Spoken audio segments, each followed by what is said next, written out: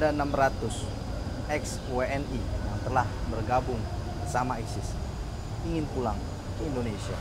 Namun pemerintah baru-baru saja telah menetapkan tidak akan memulangkan ex-WNI yang telah bergabung di ISIS.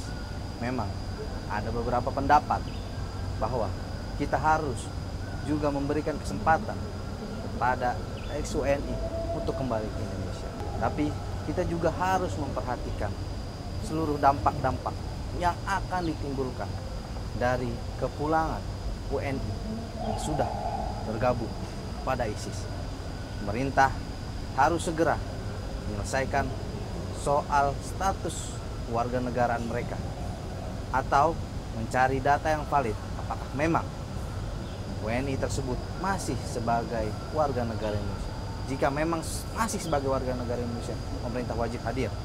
Tapi jika memang tidak sudah terdaftar sebagai WNI, pemerintah tidak mempunyai tanggung jawab untuk memulangkan mereka. Kita akan bicarakan di dalam program Parlemen Bicara, Suara Wakil Rakyat. Namun sebelum itu, kita akan saksikan profil singkat dari anggota DPR RI berikut ini. Bobi Adityo Rizaldi merupakan Ketua PBFSI sejak tahun 2017. Bobi juga pernah menjabat sebagai Wakil Sekjen PP Kosgoro 1957 dan Wakil Ketua Umum AMPI. Bobi merupakan petahana dari Partai Golongan Karya sejak periode 2009 sampai 2014. Bobi terpilih kembali menjadi anggota DPR RI periode 2019-2024 melalui Partai Golkar setelah memperoleh 90.555 suara dari Dapil Sumatera Selatan II yang meliputi Kabupaten Ogan Komering Ulu, Ogan Komering Ilir, Ogan Komering Timur, Ogan Komering Ulu Selatan, Ogan Ilir, Empat Lawang, Kota Pagar Alam, Kota Prabu Muli, Penukal Abad, Muara Enim, Lahat, dan Lematang Ilir. Bobi Rizaldi merupakan seorang akuntan dengan sarjana ekonomi sekaligus pemegang gelar MBA yang diraihnya dari Cleveland State University, Ohio, Amerika Serikat dalam bidang administrasi bisnis. Politisi yang hobi fotografi ini beberapa kali terlibat dalam kebijakan-kebijakan penting yang akan dilakukan oleh negara. Bobi pernah bekerja pada BP Migas yang berlokasi di Jakarta pada Juli 2004 hingga Oktober 2008. Selain itu, dia juga pernah menempati posisi sebagai penganalisa keuangan pada ConocoPhillips Indonesia pada tahun 2002 hingga 2004. Saat ini, Bobi Adityo Rizaldi duduk di Komisi 1 yang membidangi pertahanan, komunikasi, dan luar negeri. Itulah profil singkat dari anggota DPR RI yang fokus dalam bidang luar negeri. Ya pemirsa, masih bersama saya Hilman Hidayat di program Parlemen Bicara, Suara Wakil Rakyat. Saat ini saya sudah bersama anggota Komisi 1 DPR RI, Bapak Bobi Adityo Rizaldi. Pak, kita sedang ada isu soal yang kemarin ya pemerintah sudah menetapkan memang tidak jadi memulangkan WNI yang di ISIS, tapi banyak juga pengamat yang mengatakan seharusnya memulangkan karena rasa kemanusiaan. Kalau Bapak sebagai anggota Komisi 1 melihatnya seperti apa? Jadi pertama kita harus memilah dulu mana yang memang kewajiban Indonesia sebagai suatu negara yang harus melindungi warganya dengan permasalahan internasional. Nah, soal ex-ISIS ini kita tidak bisa mengatakan itu adalah WNI karena kan kita belum tahu juga mereka ini masih warga negara atau bukan. Tapi utamanya soal pengungsi ex-ISIS ini adalah masalah dunia, bukan hanya negara Indonesia, ada Malaysia, ada Singapura, ada di area Afrika. Tapi kalau menurut Bapak sebagai anggota Komisi 1, seberapa bahaya sih Pak ISIS itu? Jadi kan kalau soal begini kita tidak, kalau bisa jangan istilah anak muda sekarang jangan baper lah ya. Jadi di PBB itu ada unit sendiri namanya UNCTED, United Nations Counterterrorism Executive Directorate. Itu dia memonitor bagaimana ada 517 kasus di tahun 2017 itu kejadian teror di luar Suriah yang kesimpulannya 40% itu dilakukan oleh ex yang sudah pernah menjadi kombatan di Suriah atau dengan ISIS ini. Oleh karenanya ini kan menjadi permasalahan kompleks. Berdasarkan data ini hampir seluruh negara di dunia ini, tidak ada yang mau menerima warganya atau ex warganya yang pernah bergabung dengan ISIS untuk kembali lagi. Karena berdasarkan data ini. Nah, oleh karenanya tadi di pertama saya sampaikan adalah pertama ini kita harus di dunia ini berkonsensus dulu. Bagaimana mengenai mantan-mantan warga negaranya yang sekarang ini sudah stateless. Nah, berdasarkan hasil tersebut barulah kita melakukan kewajiban atau assessment. Tapi secara prinsip dan ini sudah mengemuka, hampir seluruh negara itu nggak mau menerima. Ya. Dan kalau Bapak sendiri melihat dari kinerja Kementerian Luar Negeri seperti apa Pak untuk istilah survei di sana ini sebenarnya masih warga negara atau satu doang? Jadi paling utama kita ngelihat kinerja kementerian, terus intelijen ini nanti kan bentuknya adalah verifikasi profiling data. Kalau dari 600 yang katanya ex pengungsi kan udah pasti katanya 47 itu mantan yang sudah dipidana di penjara. Kalau itu kan sudah pastilah, tidak perlulah kita perdebatkan lagi. Lantas dari WNI tersebut, ya nanti setelah ada keputusan dunia ini barulah kita melakukan assessment. Jadi sekarang itu problemnya itu bukan di kita. Problemnya itu ya bagaimana dunia ingin memperlakukan ex pengungsi ISIS ini yang saat ini posisinya stateless utamanya. Nah itu saja. Jadi kita mungkin mempunyai data 600 orang itu apakah dia datang sebelum 1 Juli 2015, apakah dia setelah 1 Juli, karena kan dulu ada Kepmenaker 260 yang keberangkatan setelah 1 Juli 2015 itu adalah ilegal. Nah itu adalah data yang nanti kita akan gunakan di assessment berikutnya. Setelah dunia ada kesepakatan apa yang akan kita lakukan terhadap para pengungsi ex-ISIS ini. Yang pada prinsipnya semua negara nggak ada yang mau terima. Tapi ada yang menarik bahwa pendapat pengamat kita perlu memberikan kesempatan, Pak. Karena kami itu, Pak, kita memberi kesempatan karena kan tadi WNI ini sudah tidak punya warga kenegaraan mungkin. Itu bagaimana tanggapan Bapak? Yaitu perasaan boleh, tapi kita kan juga punya administrasi. Bila mana memang semuanya itu sudah terbukti, terkonfirmasi, tervalidasi, sudah melanggar pasal 23 Undang-Undang Kewarganegaraan, di mana kewarganegaraan itu hilang dengan sendirinya karena sudah berikrar untuk menjadi tentara asing atau apa, ya dia paling tidak ya harus apply lagi dari mula. Karena semua hak dan kewajiban sebagai warga negaranya sudah tidak ada, begitu pula kewajiban negara itu sudah tidak ada. Jadi ya mungkin kita berperasaan ya memang harus sesama manusia ya, hablum minannas hablum minallah memang ada, tetapi kita juga punya administrasi. Nah itu tapi kalau saya kembalikan lagi, assessment itu adalah tahap kedua. Tahap pertama itu ya seluruh dunia ini harus bersepakat dulu stateless ini mau dikembalikan ke negaranya atau biarkan itu di sana, karena secara yang itu tadi hampir seluruh negara nggak ada yang mau terima. Nah, ya hampir seluruh negara. Coba sebutkan kepada kami siapa yang mau diterima. Yang diambil oleh Kementerian Luar Negeri bulan September 2019 kemarin karena dia TKI. Dia TKI datangnya itu sebelum 1 Juli 2015 dan memang dinyatakan hilang. Dan dia tidak melepaskan kewarganegaraannya. Jadi itulah yang kita selamatkan. Jadi bukannya kita ini membabi buta, tidak, tetapi kan tetap ada prosedur administrasi yang sudah kita jadikan undang-undang. Itulah landasan pijakan untuk eksekutif ini melakukan action di lapangannya. Kalau Bapak sebenarnya kenapa kemarin pemerintah sempat mewacanakan pemulangan ini, Bang?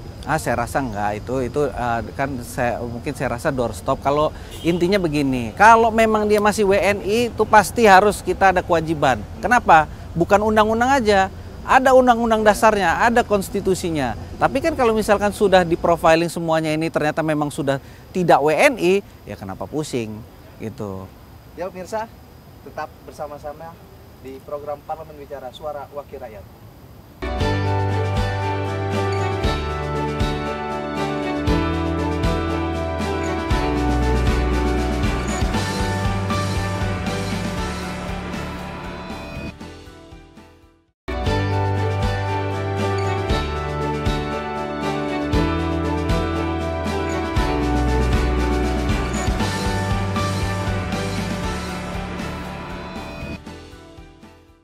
masih bersama saya Hilman Hidayat di program Parlemen Bicara, Suara Wakil Rakyat, dan juga bersama Bapak Bobi, anggota Komisi 1 DPR RI. Kita semakin hangat membicarakan tentang WNI ex-ISIS yang ingin dipulangkan oleh pemerintah Indonesia. Pak, tadi Bapak menyebutkan data yang sebenarnya yang tidak juga menerima karena ada potensi-potensi yang mungkin negatif yang akhirnya ditimbulkan di dalam negeri. Ini bagaimana sebenarnya tanggapan Bapak ini? Jadi memang ini adalah penelitian dari UN. Itu ada 517 kejadian yang dikumpulkan di tahun 2017. Aksi-aksi teror di luar Suriah itu dipetakan bahwa terhubung dengan para returnee atau yang kembali lagi FTF, mantan FTF ini, Foreign Terrorist Fighter. Jadi berdasarkan hal itu hampir seluruh negara tidak ada protokolnya mengembalikan ex-returnee ini. Nah, tadi kan disebutkan ada yang memang ingin kembali lagi. Tetapi pertama dari administrasi. Dengan sendirinya, dengan gugurnya status ke-WNI-annya, ya secara protokol ada dia harus meng-apply dulu. Yang meng-apply dulu ya tahu sendirilah, kan ada prosesnya. Setelah ada prosesnya baru kita ada assessment yang itu. Apakah upaya deradikalisasi akan berhasil atau tidak, itu negara paling tidak kami di parlemen memastikan memiliki instrumennya, memiliki mekanismenya. Kan di sini ada leading sektornya BNPT, ada kepolisian, ada BIN, ada Kemenak, ada Kemsos. Jadi lembaga instrumen negaranya ada. Nah, lembaganya sudah ada, tapi yang paling utama tadi adalah penyelesaiannya. Dunia ini harus memutuskan dulu. Jadi bolanya itu pertama bukan di kita. Bolanya di dunia dulu, karena bukan hanya orang yang mau kembali itu bukan hanya ke Indonesia, ada yang pengen kembali ke Malaysia, ada yang pengen kembali ke negara-negara lain. Ini kan kita harus semua bersepakat dulu. Kalau semuanya tidak menerima, kenapa kita harus menerima? Nah, itu dulu. Nah, ini tapi banyak juga Pak, kita dengar kabar bahwa ya yang WNI ex-ISIS-nya, nggak tahu kita WNI apa bukan, tapi yang ex-ISIS ini sudah siap menjalani program-program yang ada di Indonesia, deradikalisasi atau apapun gitu Pak, agar mereka bisa pulang. Kalau dari DPR sendiri? Ya itu paling pertama, kalau dunia ini sudah memutuskan, internasional ini sudah memutuskan bahwa memang harus pulang. Kita juga lihat dulu motifnya ke sana itu tadi. Kalau sebelum 1 Juli 2015 ada kemungkinan memang dia terperangkap. Tapi kalau setelah 1 Juli 2015 berarti memang ada niat dia ingin meninggalkan. Lantas di sana levelnya apa? Levelnya itu kan kalau di UN itu disebutkan pertama levelnya itu adalah fighter, ada recruiter, ada support service, ada 5 level. Yang paling berbahaya itu kalau level 1 sampai 3 udah nggak bakal bisa dideradikalisasi lah. Kalau yang dia di sana jadi supir, jadi tenaga kerja, ini itu mungkin masih bisa dideradikalisasi. Tapi sekali lagi itu nanti prosesnya. Paling utama dunia harus bersepakat dulu pengungsi ini mau diapakan. Jadi sekali lagi bolanya bukan di Indonesia. Jadi Republik Indonesia saya rasa ya nunggu aja dulu nanti bagaimana diputuskan di forum internasional bahwa mereka itu memang harus dipulangkan statelessnya atau bagaimana. Tapi Kementerian Luar Negeri udah pernah ya konsolidasi dengan PBB. Berbeda. Jadi gini, bukan negara kita tidak mengindahkan HAM. Oh tidak. September 2019 ada yang sudah hilang 5 tahun dikembalikan, 25 orang dari Kemenlu. Itu dari Suriah. Karena memang mereka terbukti tidak melepaskan warga negaraannya. Mereka masih punya paspor. Mereka tidak pernah menjadi anggota ISIS, tidak pernah berdinas di tentara asing. Mereka ke sana benar-benar hilang karena apa? Karena kita dengan Suriah juga kan menutupnya itu baru bulan Juli 2015 dengan Kepmenaker 260 itu. Jadi itu harus disaring mana yang memang dia korban, mana yang memang dengan kesadaran. Kalau dengan kesadaran berarti dengan sendirinya sudah menggugurkan hak dan kewajiban dia sebagai warga negara. Dan prosesnya kalau sudah bukan warga negara, ya kalau mau jadi warga negara ya bukannya otomatis ada macam-macam apply-nya. Tapi sekali lagi itu kan tahap berikutnya. Paling utama kalau mereka memang sudah terbukti 600-nya ini pernah melepaskan kewarganegaraan Indonesia, ya itu prosesnya lain lagi. Kita tunggu dunia dulu lah. Tapi kalau ngomong-ngomong soal teroris menarik Pak, karena kan di Indonesia juga beberapa kali terjadi Pak aksi teror. dan itu juga sudah tertangkap dan juga dimasukkan di program deradikalisasi. Kalau menurut Bapak efektif sih program deradikalisasi itu? Ya kalau dibilang efektif atau tidak memang relatif, tapi paling tidak itu harus memastikan akar radikalismenya itu apa. Akar radikalisme itu kan macam-macam. Ada karena kondisi ekonomi, merasa ketidakadilan, atau ada masalah ideologis, atau masalah bentuk pemerintahan, itu kan macam-macam. Jadi deradikalisasi itu harus ada. Kalau masalah efektivitasnya mungkin yang terbaru mungkin BNPT bisa ibaratnya menginventarisir lah berapa banyak yang ekskombatan yang sudah bisa hidup normal, bisa bergaul di masyarakat. Negara harus hadir di situ. Karena kenapa? Paling utama, ya karena status mereka sebagai WNI. Nakal atau tidak, negara harus membina. Nah itu bedanya dengan soal yang ada di luar ini. Kalau di luar ini kan dia kan, kalau memang sudah terbukti stateless, berarti tidak ada kewajiban negara untuk membina lagi. Tapi yang di dalam ini, apapun yang dilakukan, ya negara harus hadir untuk melakukan pembinaan. Tapi benar nggak sih Pak, apa namanya paham-paham radikal ini datangnya dari luar Indonesia, bukan dari dalam Indonesia, kayak ISIS itu yang akhirnya menyebar ke masyarakat Indonesia? Ya paham-paham ini kan terinspirasi dari macam-macam. Ada ya itu tadi karena ada perasaan ketimpangan sosial, perasaan ada perbedaan ideologi, apakah ada masalah soal format kenegaraan atau apa, itu kan macam-macam. Makanya ada 28 institusi yang terkait dalam program penindakan pencegahan tindak terorisme ini, karena akar dari masalahnya itu banyak, bukan hanya semata-mata urusan Kemenlu, bukan semata-mata urusan Kemendagri, bukan semata-mata urusan Kemensos atau Kementerian Agama. Jadi sangat kompleks lah. Kan tidak bisa kita generalisir, oh ini karena agama, oh belum tentu. Kalau kayak di waktu itu di daerah Tangerang Selatan kan bukan soal agama. Nah itu kira-kira. Tapi kemarin pemerintah sudah menetapkan tuh Pak, bahwa kita tidak jadi memulangkan WNI. Ini DPR mendukung atau tidak? Kalau saya, dulu, Pak. ya. Kita akan kembali lagi di segmen selanjutnya. Tetap di program Parlemen Bicara, Suara Wakil Rakyat.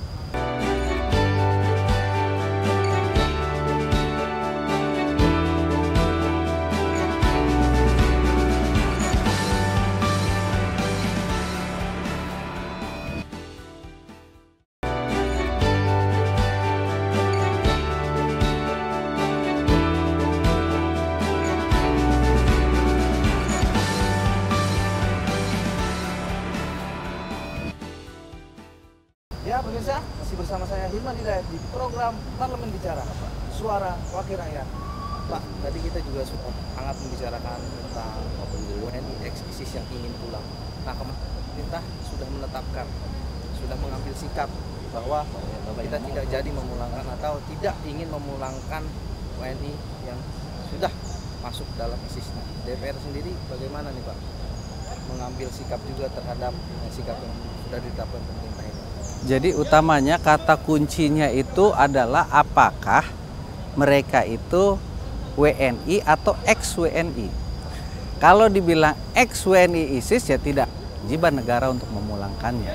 Makanya itu bingung kita, kok ada terminologi WNI ex-ISIS. Kalau namanya ISIS ya bukan WNI lagi. Nah itu tolong dipastikan. Kalau namanya sudah bukan WNI pernah di ISIS, jadi itu yang paling utama. Kalau bilang adalah ex-ISIS saja, ya sudah pasti nggak usah. Karena kan itu tadi dengan bergabung dengan ISIS sendirinya, karena itu dianggap kedinasan perang, itu dianggap ya sudah gugur warga negaranya. Kan ada yang bilang, oh kalau misalkan dibilang gugur WNI itu karena ISIS kan bukan negara. ISIS kan bukan ini. Nah itu perdebatan panjang lagi kita. Tetapi dengan berperang untuk tempat negara lain, apakah itu konflik lokal di Suriah, apakah ISIS sebagai negara, di pasal 23 itu kan jelas sudah gugur kewajiban negara karena dia sudah bukan WNI lagi. Berarti bukan WNI tapi ex. Ya kalau namanya ex WNI ya sudah tidak ada kewajiban negara. Kalau namanya kita berempati ya tidak apa-apa, mereka melamar kembali lah menjadi WNI kembali. Ada kesempatan ya Pak, sebenarnya ada kesempatan Ya siapapun mau ngelamar WNI kan ya boleh-boleh saja, tetapi ada prosedurnya. Jadi tidak otomatis dia menjadi WNI kembali.